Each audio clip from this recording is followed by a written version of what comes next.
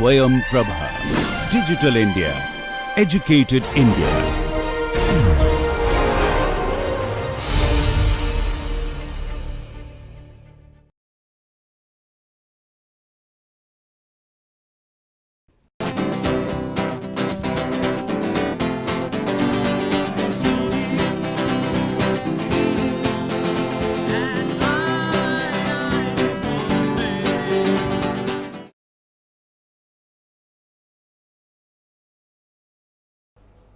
In today's lecture, we shall consider further problems in which we shall apply Reynolds flow model for predicting mass transfer rates.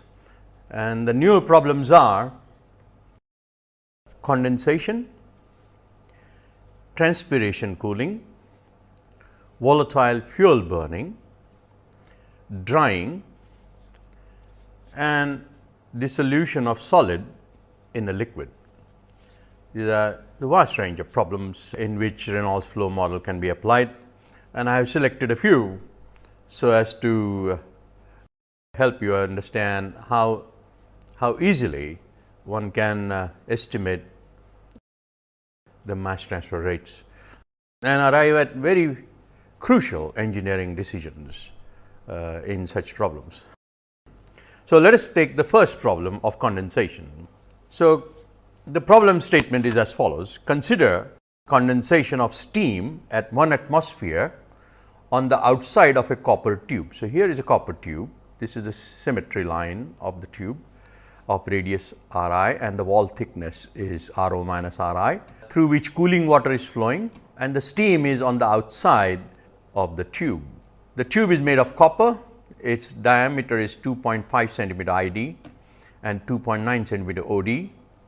The tube carries cooling water at 50 degrees centigrade. Calculate the steam condensation rate on this tube when steam is pure and saturated, and B, steam is mixed with 20% air by mass.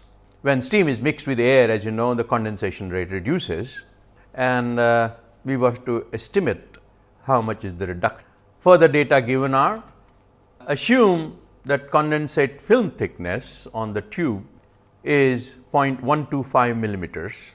The conductivity of copper is 300 watts per meter Kelvin. That of water is 0.68 watts per meter Kelvin. The heat transfer coefficient on the tube side, H COF I, is 4620 watts per meter square Kelvin. We are going to assume T ref equal to T W, where lambda ref, the latent heat, is 2257 kilojoules per kilogram. Now, you are also given another information that if there was single phase flow of air in this case, then the H coefficient without mass transfer would be 115 watts per meter square Kelvin. So, this is the value we shall use to estimate G star. Now, remember, you can obviously solve this problem from heat transfer theory, and you have always used heat transfer theory for solving problems of this kind, but we are going to treat this as a mass transfer problem. So, my first task would be to show equivalence between Reynolds flow model and the heat transfer theory of condensation, and that is what I intend to do on the next slide. So, in our case, B would be omega V infinity minus omega V W divided by omega V W minus 1, and that would equal H m infinity minus H m W minus H T L plus Q L by N W, and that would equal N W by G. Now, as you said, we are going to take T ref equal to T W, then H T L will be of course 0, and H m W will be lambda ref into omega V W. There will be no sensible heat contribution to H m W because T ref is equal to T W, but H m infinity would equate to C P m, that is the mixture specific heat, multiplied by T infinity minus T W plus lambda ref into omega V infinity. So, if we substitute for H m infinity and H m W in this expression and also make use of the definition of B and N W equal to G B, then substitution would show that NW can be written as QL, that is the conduction heat transfer inside the transferred substance, that is in the liquid film, divided by CPM into T infinity minus TW divided by B minus lambda ref equal to G into B. So, this is our mass transfer or Reynolds flow model formula for calculating condensation rate. But from heat transfer theory, we know that QL is actually written as H condensation into TW minus TS, where TS is the outside surface temperature of the tube. And for pure steam, omega V infinity will be equal to 1. So, B will be equal to 1 minus omega V W divided by omega V W minus 1, and therefore, B will be equal to minus 1, and hence our formula would simply read as N W equal to minus H condensation T W minus T S CPM into T W minus T infinity, because B is minus 1 plus lambda ref. Now, this is precisely the formula you have used in heat transfer theory to calculate condensation rate when steam is pure. So, thus our mass transfer formula accords with the heat transfer formula with H condensation equal to condensation heat transfer coefficient, and therefore, there is a complete equivalence between the two. So, let us turn to our part A of the problem when steam is pure. So, in our problem, Ts is the outside tube wall temperature is not known, but the cooling water temperature Tc is known, and therefore, we can invoke the notion of the total heat transfer coefficient and write the condensation heat transfer QL equal to divided by universal heat transfer coefficient U into TW minus total heat transfer coefficient U into TW minus Tc, where simply what I have done is 1 over U is the total resistance is equal to the resistance due to inside heat transfer coefficient plus resistance due to thickness of the copper wall and its conductivity. This is the resistance due to the thickness of the liquid film having conductivity K liquid, that is the water film.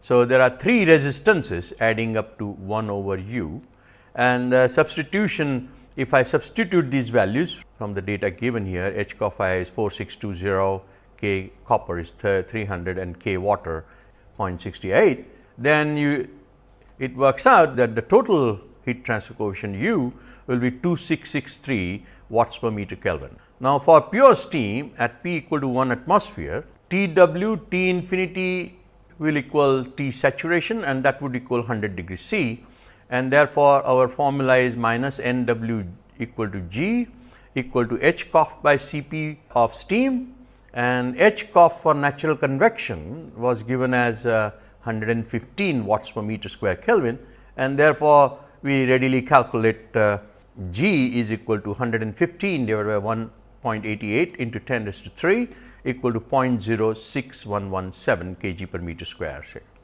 So, this is a straightforward application of our formula to estimate NW, which is negative NW equal to that. And from our model, writing QL equal to U into T infinity minus Tc, that is 2663 into 100 minus 50 into 1880, which is the specific heat of the mix of the vapor, into TW minus T infinity, both are 100 degrees, and therefore, that term makes no contribution, divided by the lambda ref, which is 2257 into 10 raised to 3, and the result is 0.059 kg per meter square second. So, the two results are very close, 0.0617 and 0.059.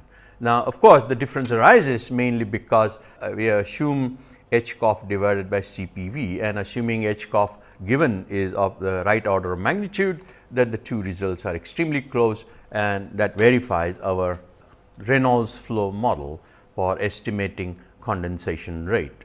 Negative sign, of course, in both these results, minus NW equal to that and minus NW equal to minus 0.09 indicates condensation.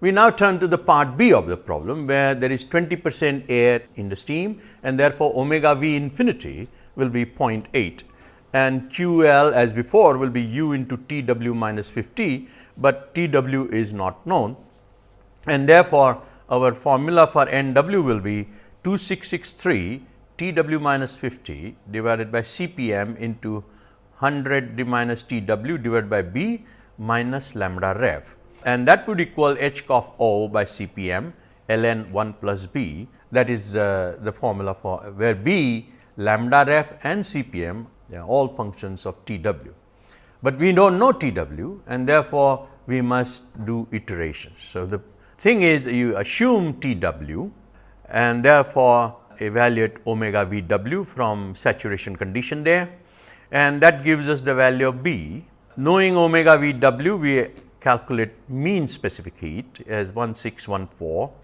and also evaluate lambda ref equal to 2283.2 into 10 raised to 3. So, the left hand side of this relationship gives us minus 0.046, whereas the right hand side on here gives us minus 0.05 when T W was 90.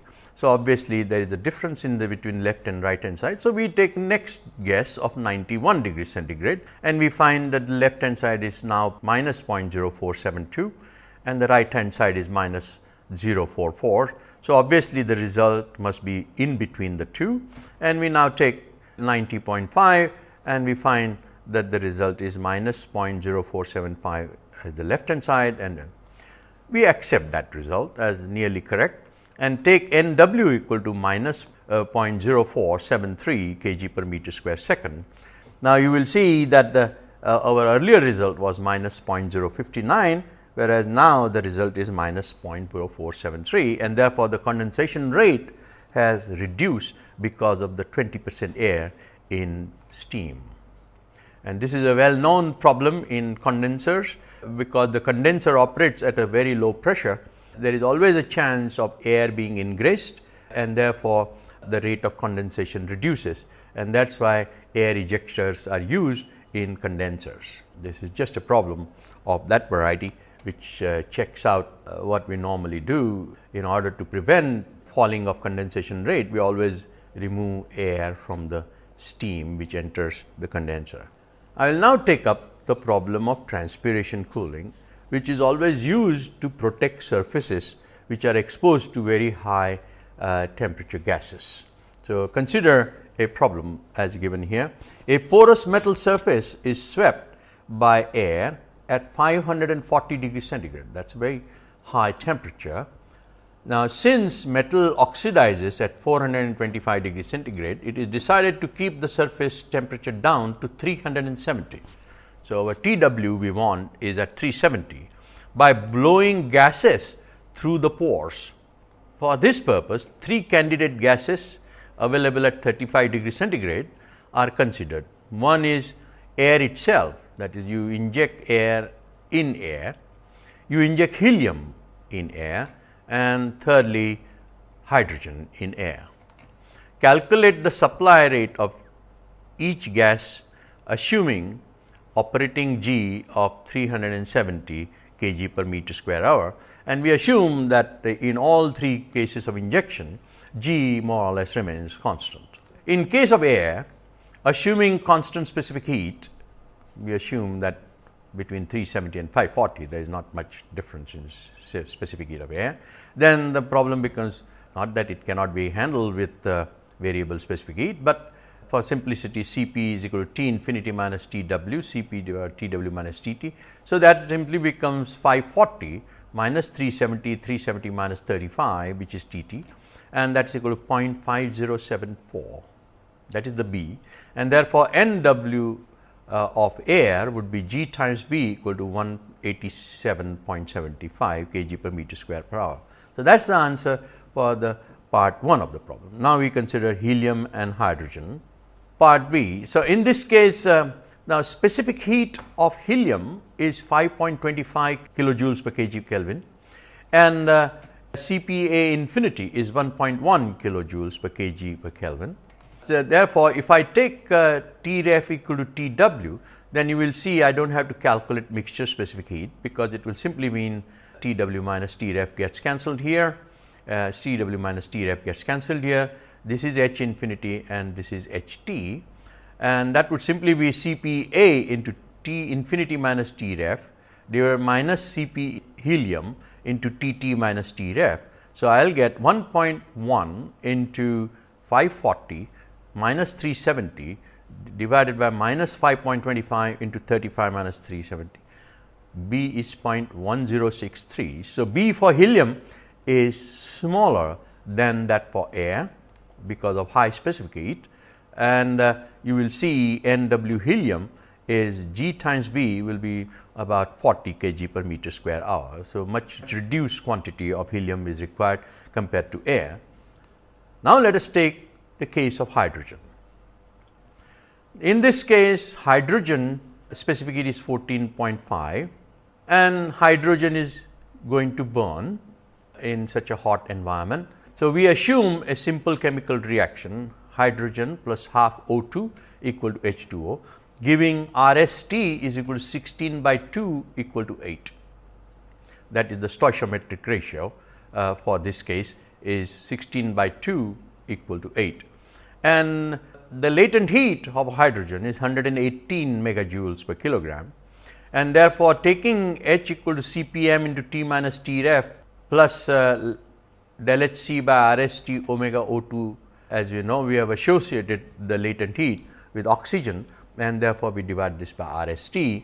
And if we take T ref equal to T w, we have B equal to H infinity, H w of course, will be 0, because omega O2 cannot survive at the surface, as well as T is equal to T ref, and we will have minus Cp H2 into T t minus T w, which will be the H t.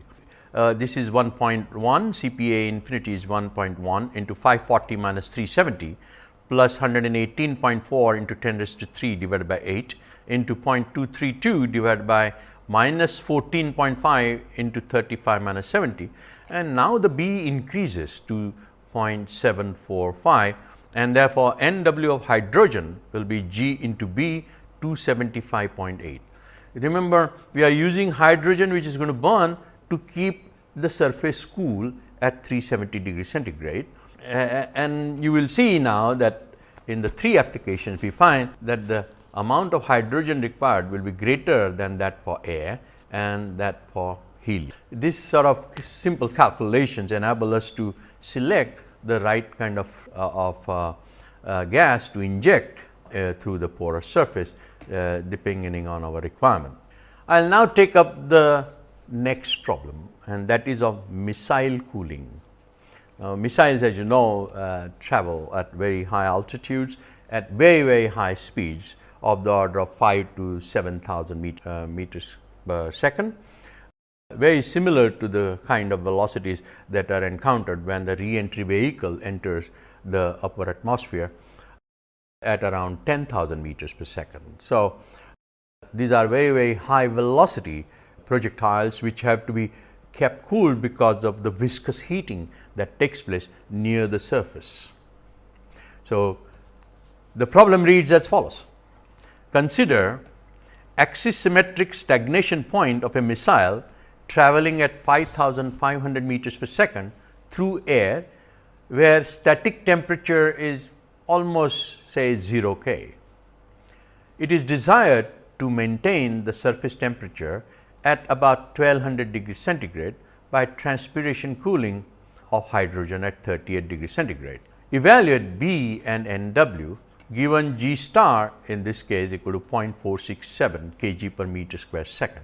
So, here the value of G star is again given.